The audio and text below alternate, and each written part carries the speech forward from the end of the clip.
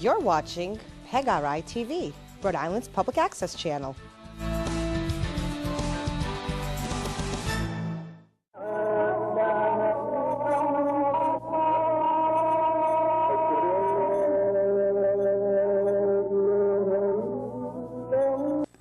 Salam. My name is Sheikh Abu Hakim Abdullah, President Chairman of Al-Masjid Sharia Allah, a non-profit religious organization operating in the state of Rhode Island, USA. And I left here, I got cut off at apartment for seniors. But yes, we should have that. We should have all that going on for ourselves and our people. Let me show you something. There's close to 2 billion Muslims in this world. 2 billion Muslims in this world. Now, there must be 1 billion of them that are grown, adults. Adult Muslims must be 1 billion of them. Whether it be female or male or what, must be 1 billion of them. There's 52 weeks in a year.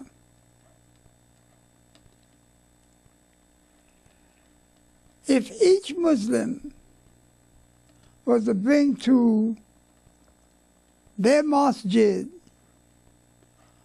$1 a week, or every Jummah, $1 bill, $1 bill, equal to American $1 bill, whether it's 2 Chinese dollar bills or 4 Kuwaiti dollar bills or whatever it is equal to $1 bill. That billion Muslims would be putting $1 billion a week into a fund. $1 billion every Jummah. $52 billion a year. Listen at it now. $52 billion a year. In 3 years, 150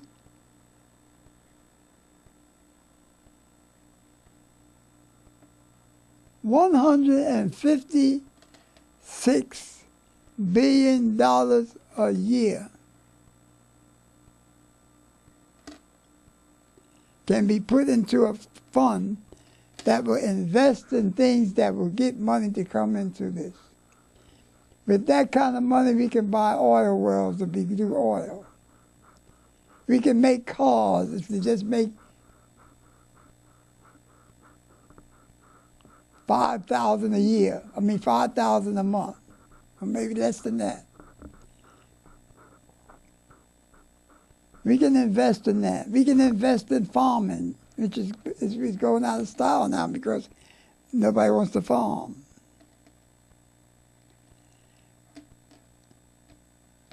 You see, we can invest and grow cotton and apples and all them other things for build our people.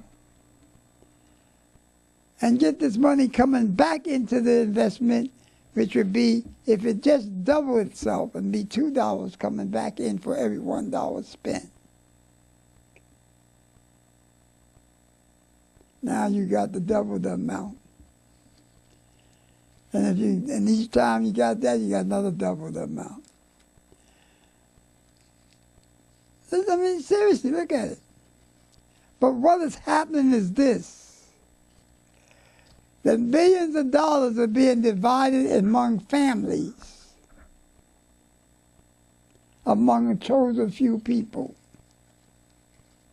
In some places, the whole family divides $1 billion.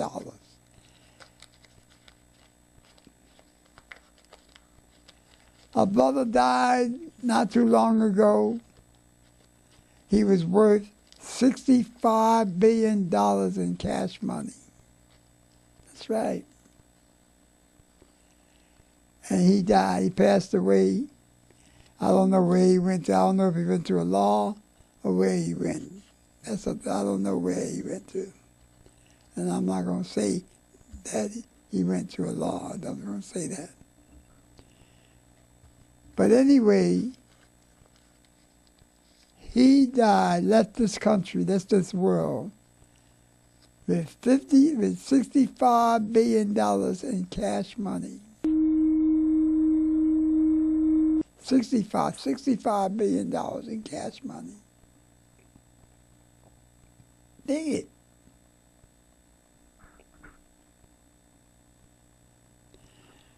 And all that was split up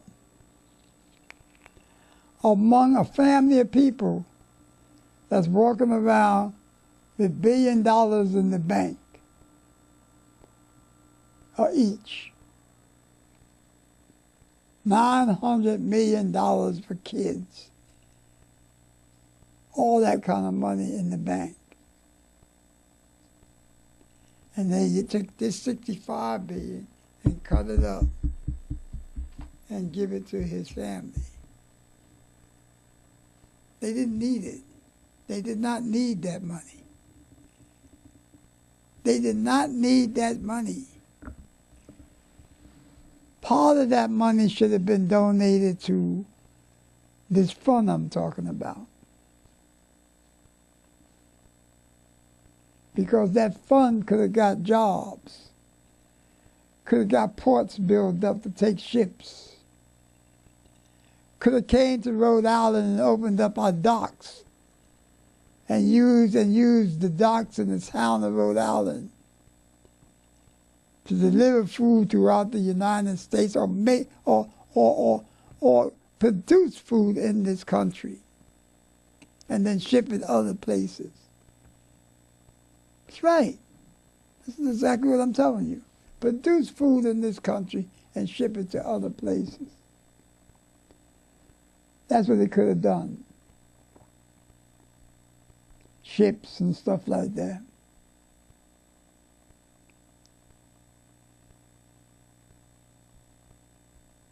So I just want you to understand that. I want you to see that.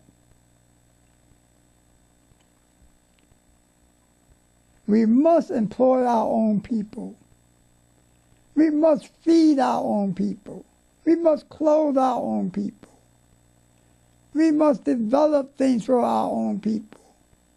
Because Allah says in Quran and in Hadith, the Christian and the Jew are helpers of each other. And if we don't do the same, there's going to be mischief throughout the world. And that is what's happening to us today.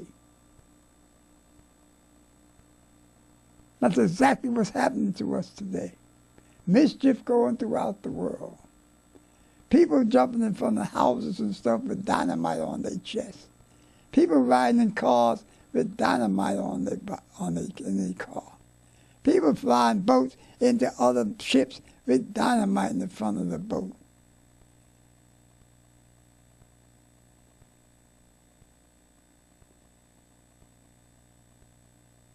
The non-believer's not doing that to us.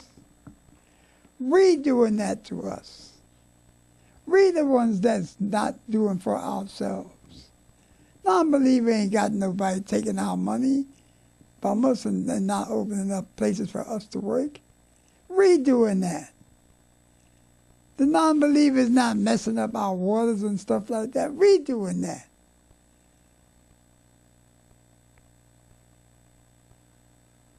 Because we let these things happen to us by not controlling the Islam in the countries where it's supposed to be controlled by the Islam.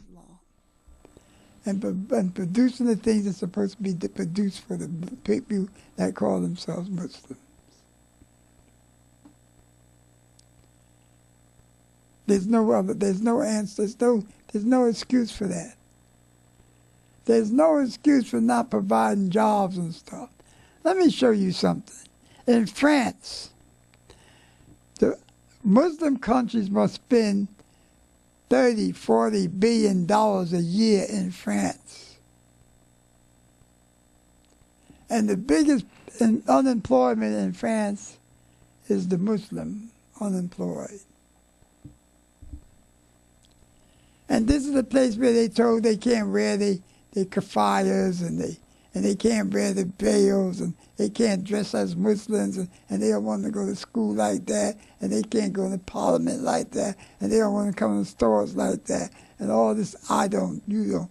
And yet they owe Muslim countries billions of dollars because of the amount of money that's being spent in Muslim countries and invested. Dig it. We're doing it to ourselves. If we don't need no enemies, we don't need Iblis to do anything to us. We're doing it to us. We Muslims are doing it to us. We Muslims are not opening up the right businesses. Hey, dig it. We Muslims are doing that. Yes, we are. We're doing that.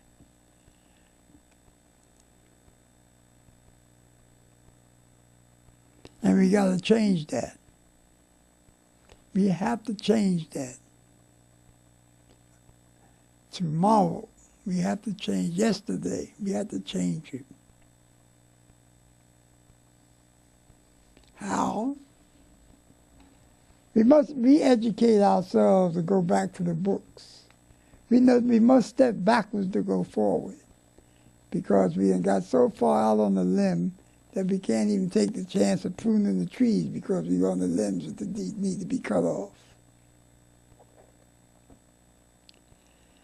We must go back to the beginning. We must search out why did we take a Shahada? What reason are we Muslims? What reason? What are our intentions as Muslims? We must tell brothers the intentions of what they must do. It's not a come in, get all free service. Allah brought from us this life of this world for a promise of the hereafter. We got a promise of something coming to us if we begin and stay to be Muslims.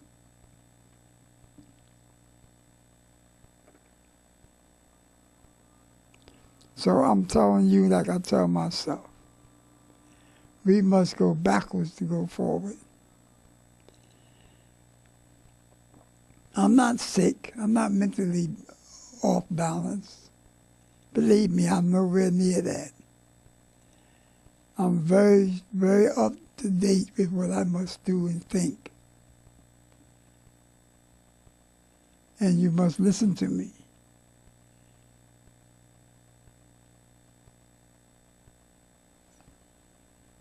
I'm not going to try to break down Quran for you and this and that. And I don't call myself a religious scholar or a mufti or any of that. My name is not Mufti Sheikh Abdullah. I don't call myself none of that.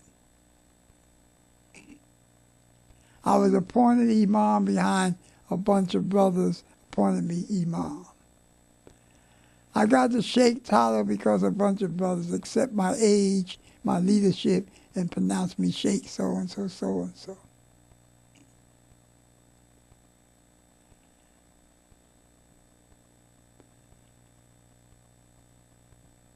So, but I know what we're supposed to be doing.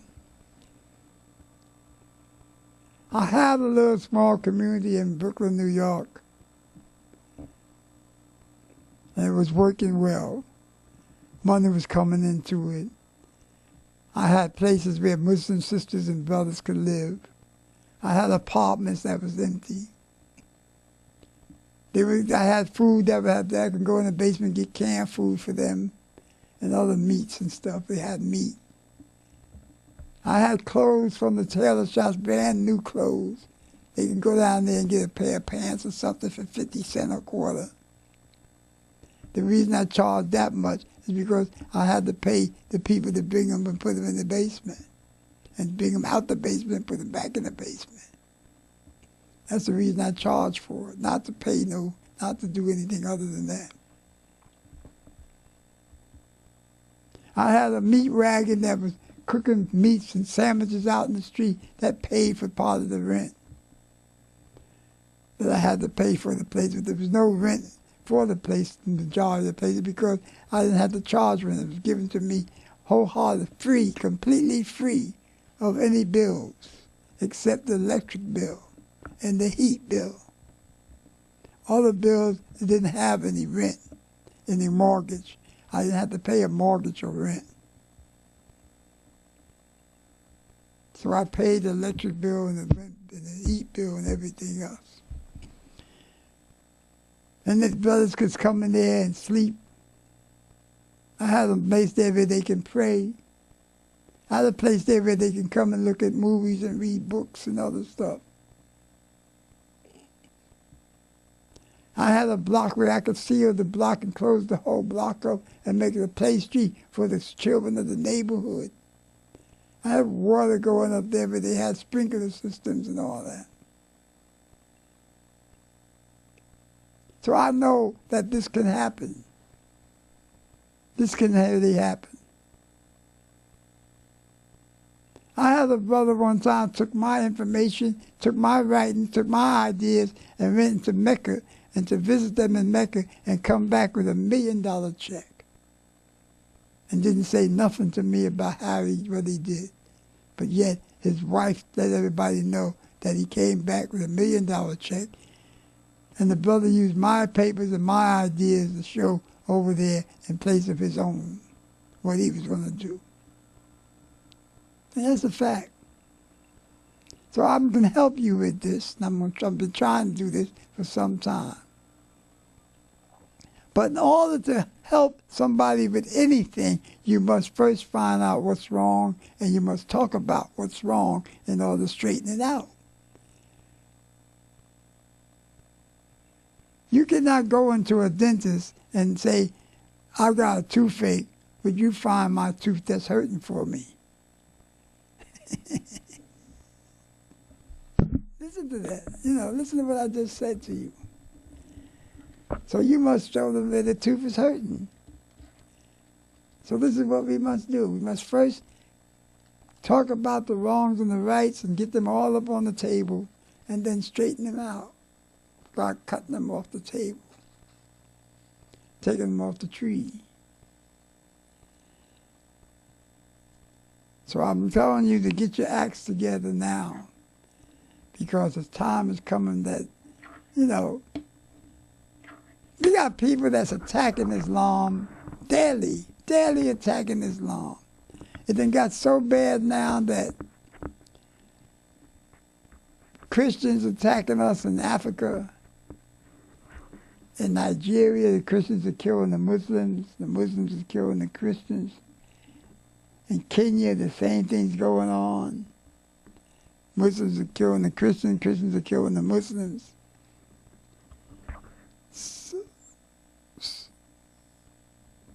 Darfur, the same thing is happening. It's really something else. Syria is happening. Egypt is happening all over again because the Christians, the Muslims don't want Islam to govern them. They want something else governing them. So they got rid of the brotherhood. It's a big mess. So I'm dealing with that. I'm trying to talk to you about that. I'm not putting my head in a hole, big old hole, up my head in a hole. I'm not doing that. I'm talking to you straight up. I don't have the Quran going on, but I speak the Quran. So I speak the Quran at the same time I speak it. I just spoke to you, Quran, about desires. That's called Quran. I just spoke to you about helping each other, helping yourself. That's Quran. That's all Quran. But it's matching Quran with the conditions of what's happening to us today. And I think we should get down with that. I listen to Quran on the internet. I listen to the interpretations, and I listen to the different translations and all that, transliterations.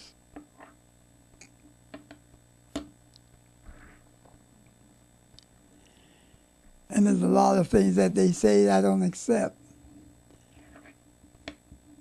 Because some of the stuff they say is leading us, they use certain words in order to lead us into modernism. There's a big movement to try to get Muslims to become moderates, to match the thing that will allow them to walk among the Christians without upsetting their cot, without upsetting their way of life. This is the truth. There's a bunch of brothers that's deliberately trying to get us to walk the street in a way that would allow us to walk among the Muslims and the Christians without disturbing their way of life, but function the same way they're functioning to defend their government. Then there's a government move to take the teeth out of Islam, not to kill Islam, but to take the teeth out of Islam and have it walk around with no teeth, like a shark with no teeth, and yet he's going to about to eat something. This is what they want us to do. Be like the Christian. Separation of church and state. This is what they want. We cannot separate in church and state because our way of life has us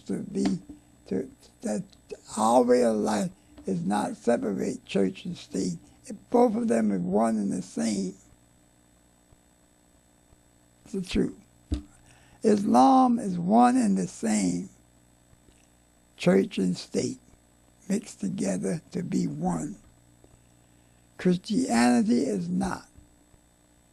Buddhism is not. Hinduism is not. The only thing close to churches of that is the religions of the Yahudi, the Jew. Is the only thing close to what we do.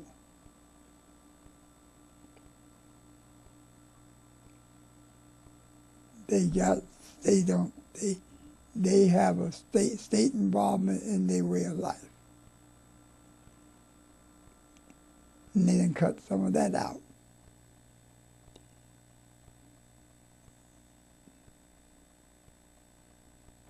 You see, they cut some of that out. So this is a big old international move to take the teeth out of Islam, to separate Islam from its laws and its rules and regulations upon the human body of Muslims, where it won't get into Christianity, it won't get into the country.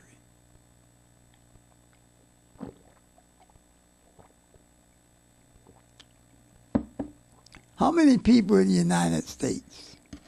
Let me just show you what I mean. How many people in the United States? Or let's say 600 million.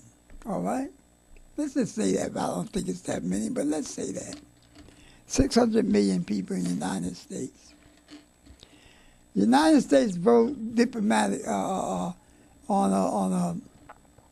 a democratic race system. If 6 say no, and 2 say yes, and 3 say maybe, the 6 that says no to a rule, yes or no, who got it.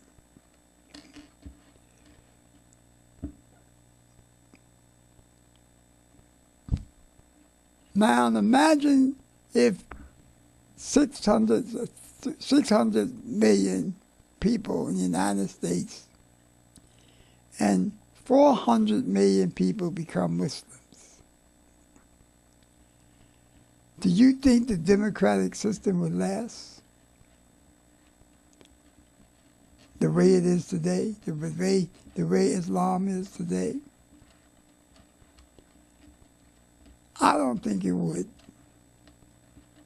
I'm not going to sit here and tell you that to keep from you beating me up, but I don't think it would. I think if we had 400 million people walking around in a 600 million state, that 400 million people stray the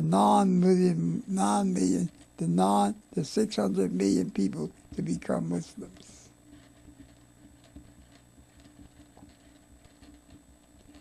And would start to lean that way. That's what they don't want. Now, can you see the picture? That means that the democratic system cannot vote on stuff like they do in the House of Representatives in Washington, D.C. They cannot vote in the House of Representatives the way they do it now. It wouldn't mean nothing to have 60 people Democrat and 35 Protestants or Republicans. It wouldn't mean anything because the whole system there would have to lean Islamically.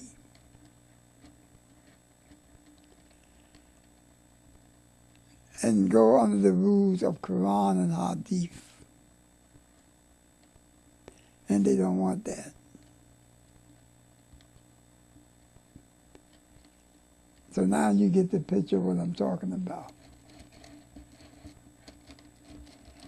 I believe that sooner or later, the people in the United States are going to have to change to the believing people here in this world, because we done voted for some real stupid, outrageous crap. I'll say it exactly the way it is. We done voted for so much unhuman garbage, taking off our clothes and everything else. Freedom of speech is killing us. We got cussing on television. You can't turn on a program on the TV.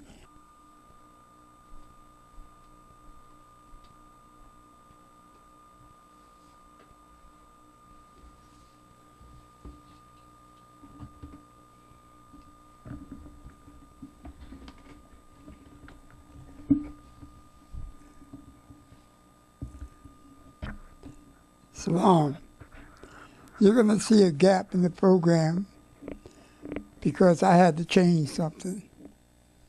It's not that I did something terrible, but I said something that might be misconstrued by my enemies and used against me. As those of you who have faith and believe and have some type of religion will understand what I'm saying.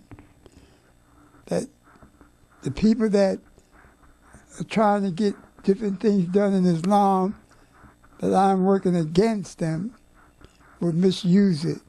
But like I said, there's a whole bunch of crap that was put on television. Now, they got scenes on television now where everything is in the bed, everything is naked. And can be, and it's disgusting. The next thing they're going to do probably is come up with legalizing heroin.